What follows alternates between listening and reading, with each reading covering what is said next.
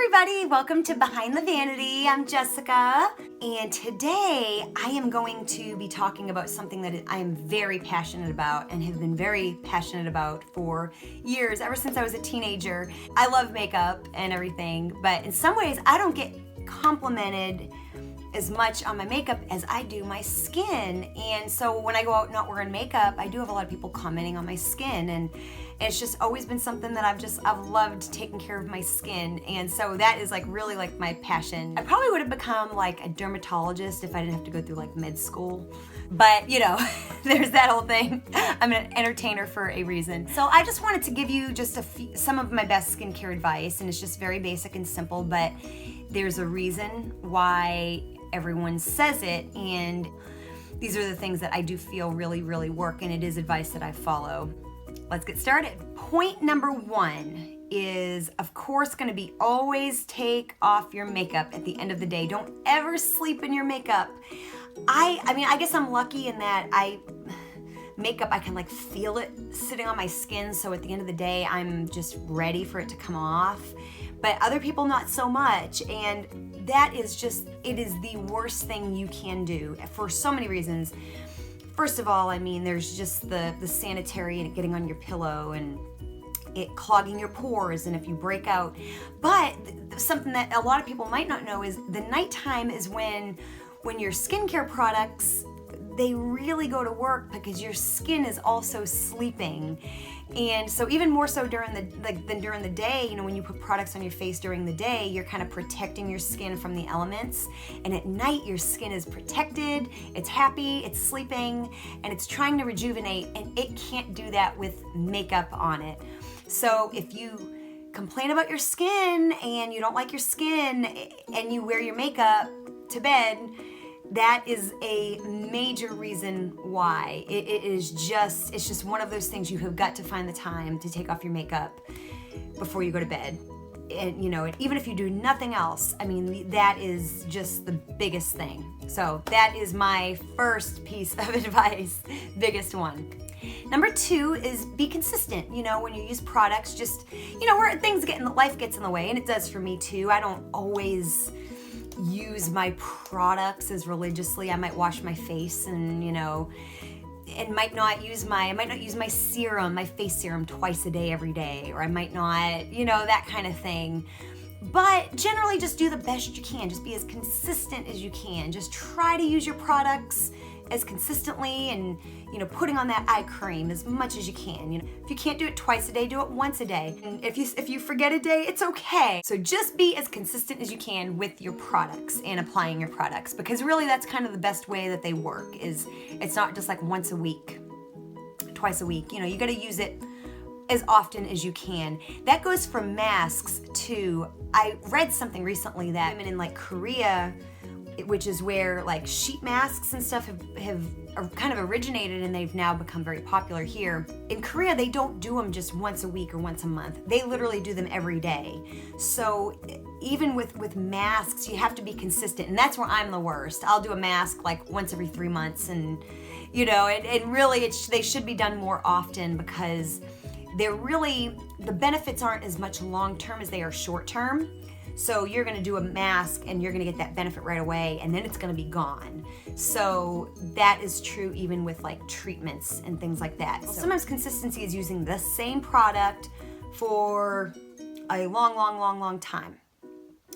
But I actually find for me, using a product for a while, sometimes I'll feel like after several months or a year it might not be as effective, so I will switch up my product. Now I'll still use it as often as I can, but for me, switching up products kind of does good for my skin. Some people can't do that because you break out easily and your skin gets really irritated. And so point number three is find what works best for you. When you find something and it works, use it until you feel like it doesn't anymore, and just find what routine works for you and listen to that, because you know, it doesn't really matter what anybody says. As long as you're doing something and you feel like it works, it works. So that's a big one. So point number 4 is use anti-aging products as soon as you can. We start aging immediately, like as soon as we're born, we're aging. So I've been using anti-aging since I was a teenager. I was lucky in that I didn't have a ton of breakouts, but I did. I had a little bout with acne at 2 different points in my life. One was in my teens and one was in my 20s. But I also still used anti-aging products. You know, so if you're an adult and you're still breaking out, the odds are it might be stress related. It may be, you know, something that you're taking or sleep or any one of those factors. So if you can kind of narrow down why you might be breaking out, because the worst thing you want to do is be someone in your 30s and not using retinol and not using hyaluronic acid, not using some of these other things that are just so good for your skin. So figure out why you're breaking out and address it so you don't have to use a lot of those. Step away from the clean and clear and all that kind of stuff. Figure out why you're breaking out, address it, and then kind of upgrade your products to those anti-aging products in your 20s and 30s, because a lot of times we don't know why we're breaking out, and we don't really want to get to the root of the problem. So yeah, so make sure you can use your anti-aging products as soon as possible, because it's all about prevention. A lot of them don't reverse. A lot of products that, you know, say reverse the signs of aging and all of that, they're not gonna as much reverse aging as they're gonna help prevent. So it's face cream, not a miracle. So number 5, and this is a very important one. This is one I've just started doing kind of in the last year, kind of got really serious about this one. Whatever age I'm at, because my eyes are in jeopardy. That's where I'm gonna show my age, I can tell already.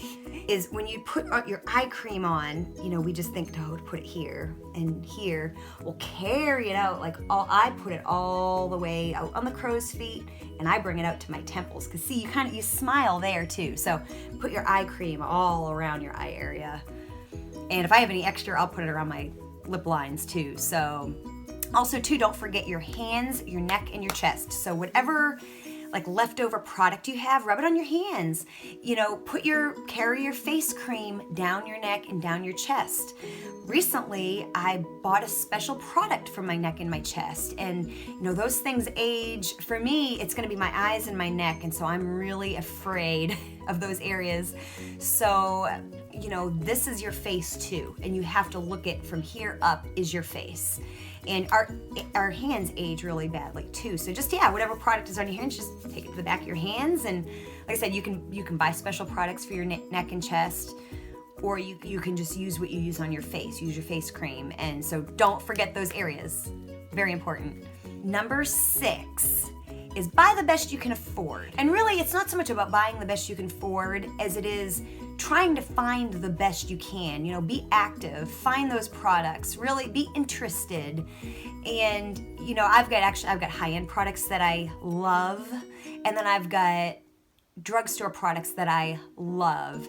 And I've tried drugstore products that I don't like, and I've tried high-end products that I didn't think were worth the money.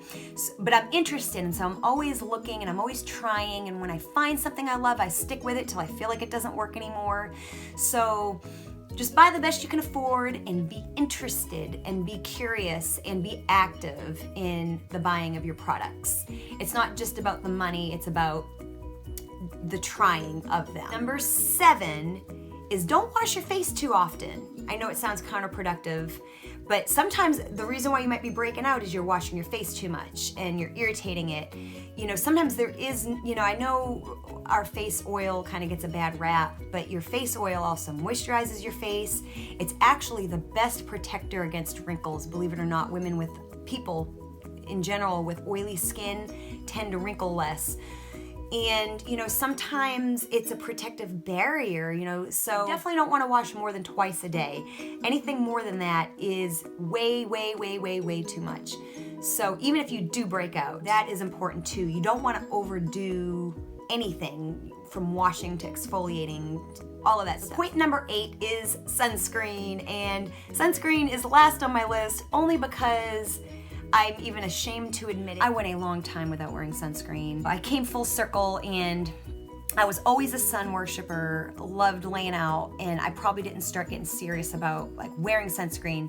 Now I would have sunscreen in my day cream and in my makeup and stuff like that, but when I'd be out in the sun, there was a time I didn't do it, and I just started in the last couple years really getting serious about, even though I really don't burn very easily, I still wear my sunscreen. It's just, you know, I don't want to help the aging process along. So wear your sunscreen even if you don't burn very much. If you're someone that does tan and you don't burn and you don't think you need sunscreen, wear it anyway, because you will tan and, you know, maybe prevent some aging in the process. So I hope you found this helpful today, and I'm gonna do more skincare stuff once I figure out how to incorporate it into videos, because it is kind of what I get asked about the most, and it is actually what I'm most passionate about. So, you know, I'm gonna find different ways to incorporate more advice into my videos about good skincare. Get excited about it. It's your skin. You can't buy skin. I mean, you can go out and buy all the makeup in the world, and you can get your nails done, and you can get your hair done, and if you mess up your hair grows back, but your skin is what it is, and you can only reverse damage so much, and you just need to be it should be your most prized beauty possession is your skin. So take it seriously and get excited about it. And subscribe to my channel and comment. Is skincare something that you love as much as I do, or has it always been an afterthought? It's okay if it is. I know so many people that it's an afterthought, and I've always tried to help them, so maybe I can help you too. So, but comment and let me know. What kind of, you know, where has skincare been in your life? What were some of your struggles? And just, yeah, tell me about your skin and what you do for it, and any of your favorite products, because I'm always looking for good products. Yep, and hit the links below for my social media, my Facebook, my Instagram, and I will see you guys soon. Bye.